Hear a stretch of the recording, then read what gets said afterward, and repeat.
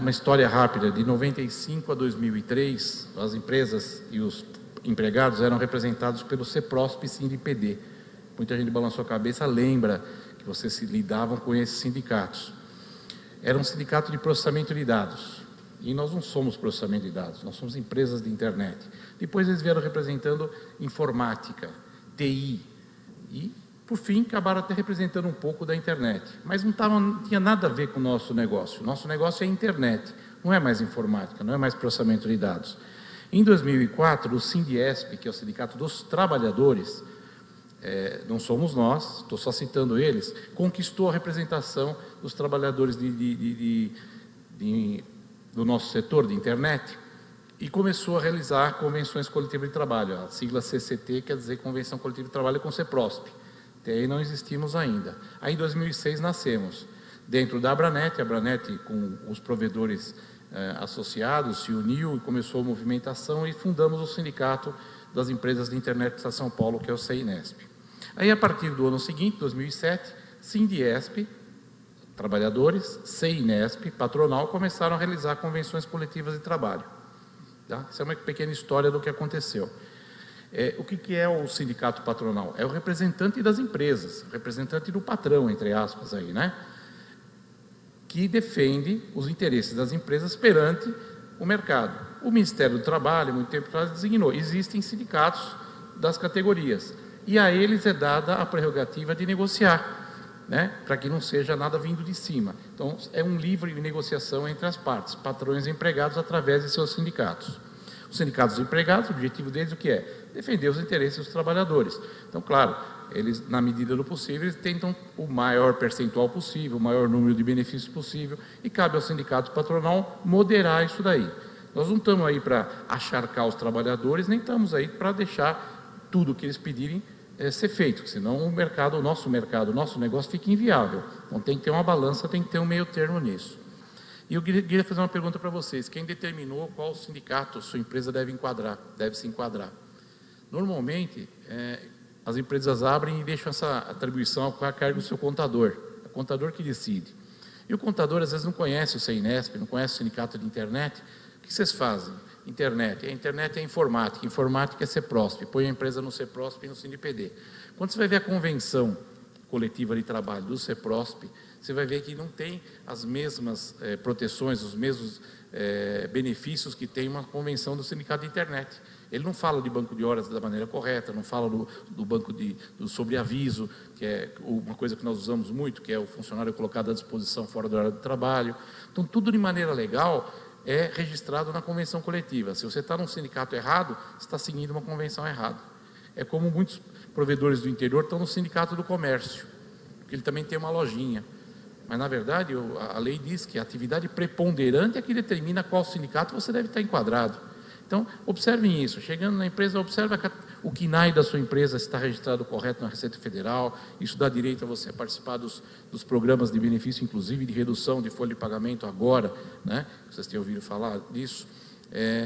O correto enquadramento da empresa no CNAE, na inscrição municipal e no enquadramento sindical muda, muitas vezes, até os custos que você tem na empresa. Então, é importante dar uma olhadinha no que o contador está fazendo. Então, desde 2006, o sindicato representa a categoria e foi criado, principalmente, por empresas do setor.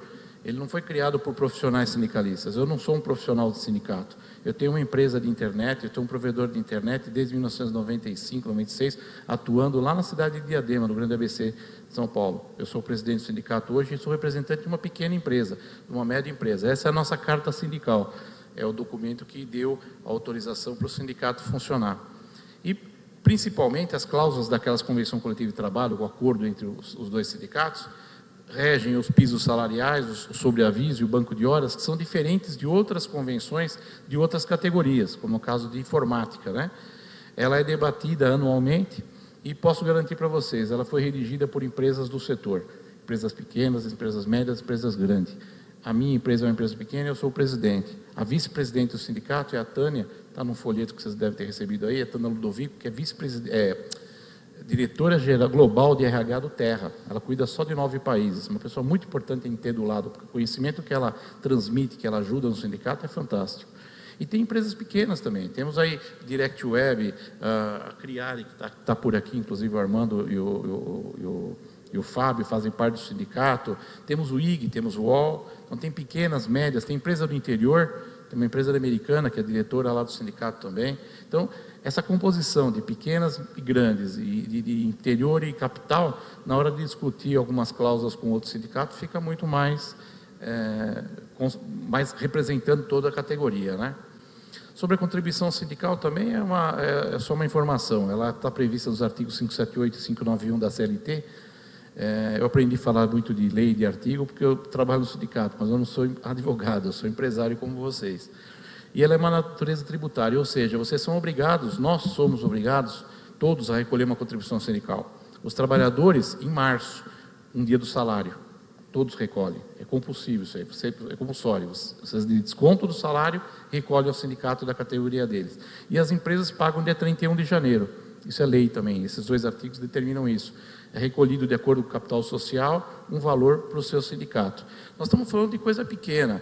Para você ter uma ideia, a contribuição nossa parte de R$ 91. Uma empresa que tem um capital social de R$200 mil dá R$ 500 por ano, não é por mês. Uma vez por ano você recolhe isso. E para onde vai esse dinheiro? Desse total que você paga, não fica tudo para o sindicato. A lei determina que 5% vai para a confederação. No nosso caso, a confederação é a CNS, Confederação Nacional de Serviços. 15% vai para a federação. No nosso caso, é a FESESP, Federação de Serviços do Estado de São Paulo. 60% daquele valor, dos R$ 90 ou dos 500, como queiram, esse fica para o sindicato poder manter a sua sede e essa estrutura jurídica e tudo mais. E 20% vai para uma conta especial do emprego e salário lá em Brasília, do Ministério do Trabalho, que é quem ampara o trabalhador, o Fundo Ampara o Trabalhador, os seguro-desemprego e coisa e tal. No caso dos trabalhadores, a distribuição é um pouquinho diferente. 5 da Confederação, 10 de uma central sindical, a tal CUT, CGT, etc. 15% para a federação deles, 60% fica para o sindicato e 10% só para a conta especial do trabalho e emprego. A empresa contribui mais para essa conta do que o próprio empregado.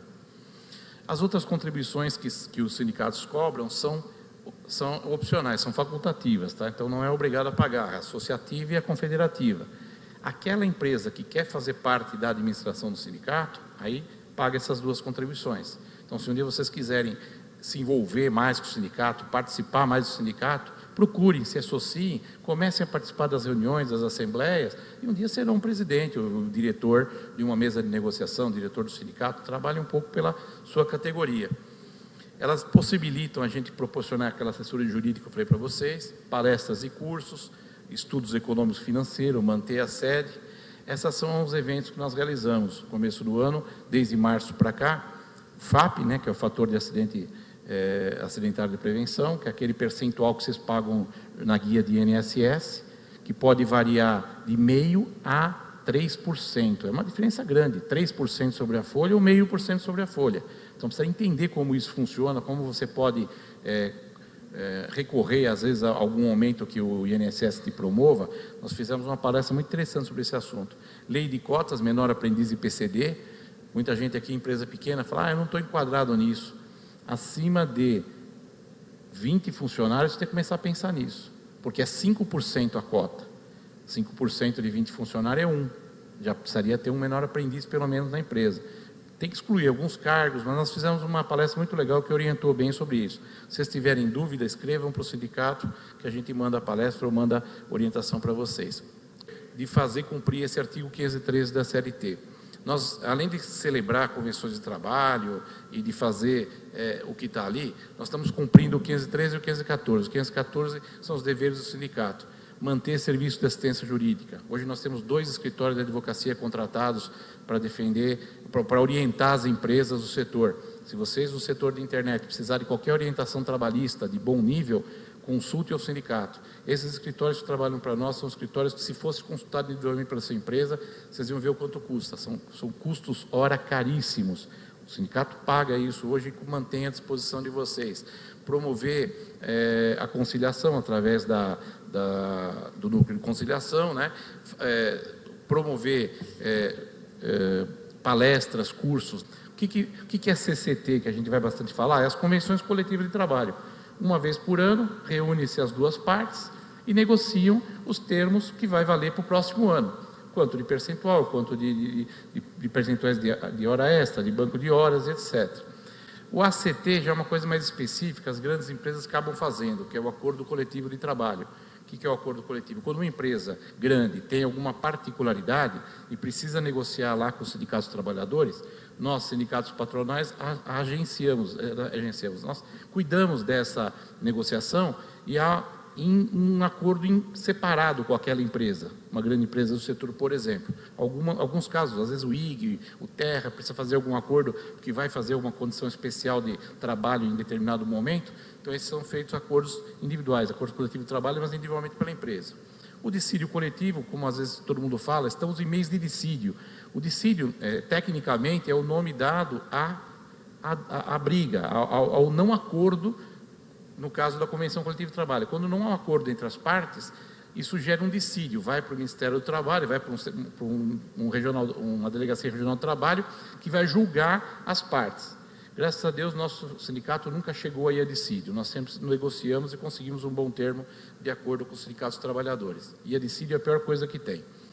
Câmara de Conciliação, composta também pelos dois sindicatos, patronal e empregados, quando as partes têm algum funcionário com alguma dúvida, algum problema no recebimento dele, na rescisão de trabalho, em vez de ele ir para a justiça, ele procura o sindicato de trabalhadores, que chama o sindicato patronal. Aí reúne-se em volta da mesa o sindicato patronal, o sindicato de trabalhadores, o trabalhador propriamente dito e seu advogado, e a empresa e seu advogado. E ali a gente faz uma câmara de conciliação, tenta conciliar o problema para que não vá a juízo. 99% dos casos nesses últimos anos foi resolvido na mesa de conciliação. Nossa Câmara de Conciliação é muito ativa, é muito prestativa nesse serviço e a gente não tem conseguido resolver tudo na mesa. Os funcionários saem contentes, que resolve rápido, em uma semana, não precisa esperar 5, 6, 10 anos uma pendenga lá no Ministério do Trabalho. O movimento sindical brasileiro, e aí eu falo principalmente dos trabalhadores, né, tem grande influência no governo atual. Alguém discorda de mim?